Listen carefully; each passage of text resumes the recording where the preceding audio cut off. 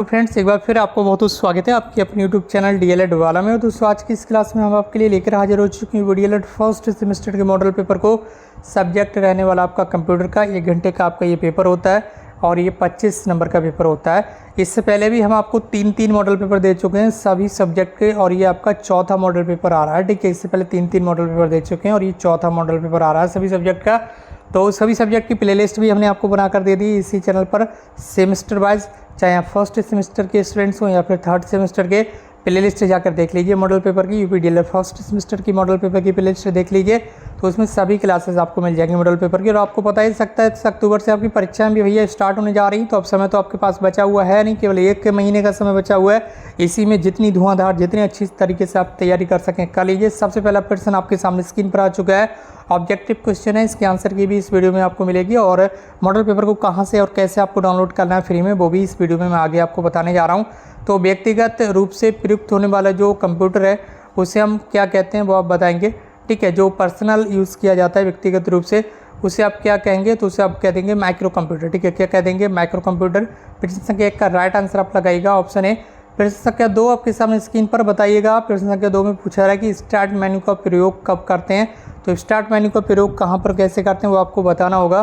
तो log of करने में किया जाता है, कंप्यूटर को लॉग ऑफ करने में स्टार्ट मेन्यू का जो प्रयोग है वो किया जाता है। इसके बाद प्रश्न संख्या 3 है। प्रश्न संख्या 3 में आपसे पूछा जा रहा है कि कार्यालयों में सामान्यतः प्रयोग होता है। ठीक है, किस तरह का नेटवर्क प्रयोग होता है कार्यालयों में सामान्य रूप से, तो आप बताएंगे कि यहाँ पर कार्यालयों में कौन सा जो नेटवर्क है वो प्रयोग होता है। तो इस कार्यालयों की अगर बात की जाए तो कार्यालयों में सामान्यतः नॉर्मली जो लोकल एरिया नेटवर्क है वो प्रयोग किया जाता है। ठीक है, लोकल एरिया नेटवर्क को ही आप शॉर्ट में लैन बोल देते हैं। ठीक है, और जो वाइड एरिया नेटवर्क होता है इसे आप वैन भी बोल देते हैं, ये भी आपको यहाँ पर ध्यान रखना है। ठीक है, चलिए अगले प्रश्न को यहाँ पर बढ़ रहे हैं। प्रश्न संख्या आपका 4 निम्नलिखित में से कौन सा इनपुट यंत्र है जिसे हम ऐसी डिवाइस यहाँ पर पूछी गई है यंत्र, यहाँ पर कौन सी डिवाइस है जिससे हम कंप्यूटर को निर्देश देते हैं। ठीक है, निर्देश हम दे रहे हैं निर्देश। ठीक है, तो निर्देश किसके द्वारा देंगे, चाहे वो कीबोर्ड हो गया, ठीक है, माउस हो गया, ठीक है, ये सब इनपुट यंत्र हैं, इनसे ही हम कंप्यूटर को निर्देश देंगे, कंप्यूटर को चलाएंगे। तो यहाँ पर ये जो कीबोर्ड है ये आपका इनपुट यंत्र है। कैसा है, इनपुट यंत्र है। बाकी आपका जो स्पीकर हो गया, प्रिंटर हो गया, मॉनिटर, ये सब आउटपुट डिवाइस हैं। कैसी, ये सब आउटपुट यंत्र हैं, आउटपुट। ठीक है, ये भी ध्यान रखना है। और ये कीबोर्ड कैसा है, कीबोर्ड हो गया, माउस हो गया, ये सब इनपुट यंत्र हैं, इनपुट यंत्र हैं, ये आपको ध्यान रखना है। ठीक है, बढ़ रहा है अगले प्रश्न को। प्रश्न संख्या 5 आपके सामने स्क्रीन पर का पूछा रहा है कि स्मृति आपको ध्यान रखना है। स्मृति का संबंध, यहाँ पर स्मृति का मतलब है मेमोरी। ठीक है, मेमोरी कितने प्रकार की होती है, तो आप बताएंगे कंप्यूटर की जो मेमोरी है वो 2 प्रकार की होती है। कौन कौन सी होती है ये भी आपको पता ही होगा। रैम हो गया आपका, ठीक है, रैम हो गया, और दूसरा होता है आपका रोम। ठीक है, तो रैंडम एक्सेस मेमोरी और रीड ओनली मेमोरी। ठीक है, ये 2 मेमोरी होती है। तो प्रश्न संख्या 5 का राइट आंसर लगाएगा आप ऑप्शन डी, 2 प्रकार की आपकी मेमोरी होती है। यहाँ से अब आपके अति लघु उत्तरीय प्रश्न स्टार्ट हो रहे हैं, तो इसी बात पर कर दीजिए इस क्लास को ज़्यादा से ज़्यादा शेयर। और अगर आप चैनल पर नए हैं तो चैनल को सब्सक्राइब कर लीजिए। इस वीडियो को अपने फ्रेंड्स भाई बहनों के साथ शेयर करिए ताकि वो भी यहाँ पर हमारे साथ जुड़ सकें। लगातार मॉडल पेपर यहाँ पर आपको दिए जा रहे हैं और मैराथन क्लासेस भी आपको दी जाएंगी, तो आपको घबराना नहीं है, बहुत अच्छे तरीके से आपकी जो तैयारी है वो करा दी जाएगी। ठीक है, तो चलिए अब बता देते हैं इस पीडीएफ फाइल को आप डाउनलोड कर सकते हैं हमारे टेलीग्राम ग्रुप से, और टेलीग्राम ग्रुप की लिंक इस वीडियो के कमेंट बॉक्स में आपको दे दी गई। तो वहाँ से जाकर आप सभी मॉडल पेपर की पीडीएफ फाइल को डाउनलोड कर सकते हैं जितने मॉडल पेपर अब तक करा दिए हैं। तो टेलीग्राम जाकर उसे ज्वाइन जरूर कीजिएगा। ठीक है, क्योंकि वहीं पर सारी अपडेट आपको लगातार मिलती रहती हैं।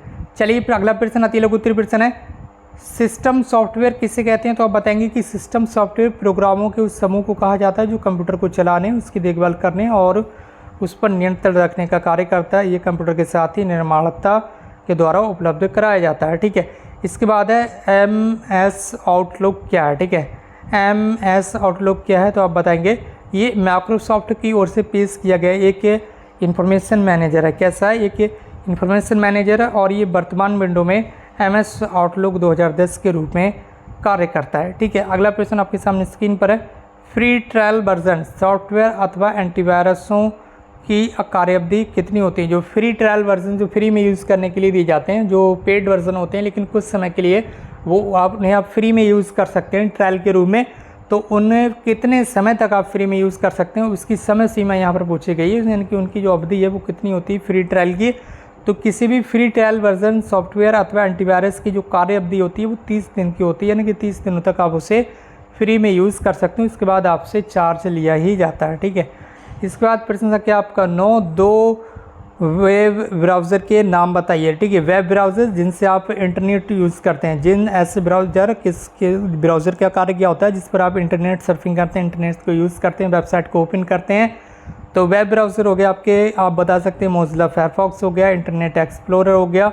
इसके अलावा गूगल क्रोम भी होता है, गूगल क्रोम का नाम भी आपने सुना होगा और इसके अलावा ओपेरा मिनी का नाम भी आपने सुना होगा। आजकल बहुत सारे वेब ब्राउज़र जो है वो उपलब्ध हैं, लेकिन जो इंटरनेट पर यूज़ किए जाते हैं ज़्यादातर Mozilla Firefox, internet explorer, Google Chrome, opera mini, UC browser जैसे ब्राउज़र का भी नाम आपने सुना होगा, ठीक है। तो ये सारे के सारे क्या हैं, वेब ब्राउज़र हैं जिन पर वेब का यूज़ कर सकते हैं आप, ठीक है।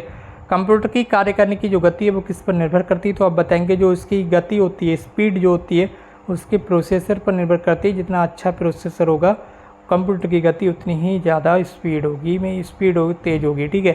प्रश्न संख्या आपका 11, इनपुट डिवाइस का क्या कार्य है। जो इनपुट डिवाइस मैंने आपको बताया होगा कंप्यूटर को हम निर्देश देने के लिए, ठीक है, इनपुट डिवाइस का यहाँ पर यूज़ करते हैं। तो कंप्यूटर में आंकड़े और निर्देश प्रविष्ट करने हेतु इनपुट डिवाइस का प्रयोग किया जाता है, ठीक है। आप कंप्यूटर को उसे कुछ कार्य करवाना चाहते हैं, उसे कुछ निर्देश देना चाहते हैं, ठीक है, या फिर उसे यहाँ पर आंकड़े प्रविष्ट करना चाहते हैं, तो इन सब कार्य इनपुट डिवाइस का ही होता है। यहाँ से अब आपके अति लघुत्तरीय प्रश्न है वो स्टार्ट हो रहे हैं, तो बहुत अच्छी तरीके से अब आपको देखना है। तो सबसे पहला प्रश्न यहाँ पर, अगला प्रश्न आपका 12, ऑपरेटिंग सिस्टम को उदाहरण सहित समझा दीजिए। चलिए देख लीजिए उदाहरण सहित। किसी कंप्यूटर प्रणाली के क्रियान्वयन के लिए उसमें ऑपरेटिंग सिस्टम का होना अत्यधिक जरूरी है। यदि कंप्यूटर प्रणाली में ऑपरेटिंग सिस्टम नहीं हो तो वह कोई भी कार्य नहीं कर सकता है, ठीक है। बिना ऑपरेटिंग सिस्टम के कंप्यूटर प्रणाली केवल एक क्रियान्वयन और शक्तिहीन यंत्र के समान होती है, क्योंकि इस स्थिति में ये यंत्र ना तो प्रयोक्ता के निर्देशों को प्राप्त करता और ना ही अपनी मेमोरी में कुछ संग्रहित कर सकता और ना ही किसी निर्देश का अनुपालन जो है वो कर सकता है। इसके अलावा अतः ये कहा जा सकता है कि किसी कंप्यूटर प्रणाली का सर्वाधिक महत्वपूर्ण भाग उसका ऑपरेटिंग सिस्टम ही होता है, ठीक है। जो ऑपरेटिंग सिस्टम होता है वो सबसे इम्पोर्टेंट चीज़ होती है कंप्यूटर की, ठीक है। इसके बाद है प्रश्न संख्या 13, इसमें पूछा जा रहा है कि माइक्रोसॉफ्ट विंडोज़ में एक्सप्लोरर क्या है, स्पष्ट कीजिए। तो विंडोज़ एक्सप्लोरर पूर्व संस्करणों के प्रोग्राम मैनेजर और फाइल प्रोग्रामों के जगह विंडोज़ 95/95/98/ME में विंडोज़ एक्सप्लोरर एक शक्तिशाली प्रोग्राम है जो फाइलों, ड्राइवों और नेटवर्क संबंधों की देखभाल तथा व्यवस्था करता है। यद्यपि विंडोज़ एक्सपी में विंडोज़ एक्सप्लोरर उपलब्ध नहीं है। विंडोज़ एक्सपी में क्या है, विंडोज़ एक्सप्लोरर उपलब्ध नहीं है, इसके बदले माई कंप्यूटर से कार्य लिया जाता है। विंडोज़ एक्सपी में क्या है, माई कंप्यूटर है, उससे यूज़ किया जाता है उसका, ठीक है। अगला प्रश्न आपके सामने स्क्रीन पर है, प्रश्न संख्या 14, इनपुट डिवाइस से आप क्या समझते हैं, किन्हीं दो इनपुट डिवाइसों के नाम लिख दीजिए। तो किसी भी कंप्यूटर में इनपुट साधनों का महत्वपूर्ण स्थान होता है, क्योंकि उपयोगकर्ता का संबंध केवल इन्हीं उपकरणों डिवाइसों से होता है। इन्हीं के माध्यम से वह कंप्यूटर से अपना कोई कार्य जो है वो कराता है। उदाहरण हो गया आपका कीबोर्ड, माउस, ये आपके इनपुट डिवाइस हैं। अगला प्रश्न है प्रश्न संख्या 15, डेस्कटॉप के विभिन्न अवयव क्या हैं, इनके डेस्कटॉप पर आपको क्या क्या देखने के लिए मिलता है। डेस्कटॉप पर सबसे पहले आपको माई कंप्यूटर का आइकन देखने के लिए मिल जाएगा, माई डॉक्यूमेंट्स देखने के लिए मिल जाएगा, recycle bin, my network places, Internet Explorer, task bar आपको देखने के लिए मिल जाएंगे जो पट्टियाँ होती हैं। इसके अलावा स्टार्ट मेन्यू आपको देखने के लिए मिल जाएगा। इसके अलावा फाइल और फोल्डर, शॉर्टकट्स विभिन्न रूप से देखने के लिए मिल जाएंगे। प्रश्न संख्या आपका 16, इसमें आपसे पूछा जा रहा है कंप्यूटर के लाभों का वर्णन कीजिए। कंप्यूटर से क्या लाभ है, तो देख लीजिए। इसमें सूचनाओं का संग्रहण, विश्लेषण और इस विश्लेषण एवं नवीनीकरण और कार्य अत्यंत सरलता और दक्षता से अल्प यानी कि कम समय में किया जा सकता है। इससे व्यक्ति जीवन के विभिन्न क्षेत्रों में किए जाने वाले महत्वपूर्ण निर्णयों के लिए नवीनतम और अन्य सत्य सूचनाएं आसानी से उपलब्ध हो जाती हैं। कंप्यूटर का प्रयोग प्रारंभिक शिक्षा से लेकर उच्च शिक्षा तक किया जा रहा है। कंप्यूटर में संग्रहित जो सूचनाएं हैं वो सुरक्षित रहती हैं हमेशा, ठीक है। इसके अलावा कंप्यूटर की मदद से किसी भी विषय का अध्ययन बार बार किया जा सकता है, जो कि शिक्षण में एक शिक्षक के द्वारा संभव नहीं हो पाता है। कंप्यूटर से गहन जानकारी प्राप्त होती हैं, जिससे शिक्षक और विद्यार्थियों को व्यक्तिगत लाभ होता है। कंप्यूटर के प्रयोग से शिक्षा को अनेक आयाम प्राप्त हो रहे हैं, ठीक है। अगला प्रश्न है कंप्यूटर की पीढ़ियों का वर्णन कर दीजिए। तो लीजिए, कंप्यूटर की अब तक 5 पीढ़ियाँ यहाँ पर आ चुकी हैं, ठीक है।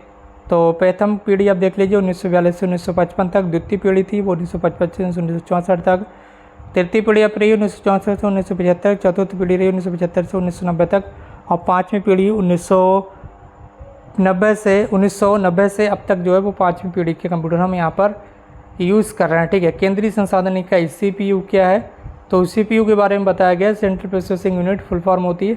निवेश इकाई के माध्यम से प्रविष्ट किए गए आंकड़ों पर प्रयोक्ता के द्वारा प्रविष्ट किए गए निर्देशों के अनुसार केंद्रीय संसाधन इकाई में प्रक्रिया रैंक की प्रोसेसिंग की जाती है और केंद्रीय संसाधन इकाई को CPU भी कहते हैं। केंद्रीय संसाधन इकाई कंप्यूटर का वह भाग है जहाँ पर सूचनाओं की गणना तथा उनका विश्लेषण होता है।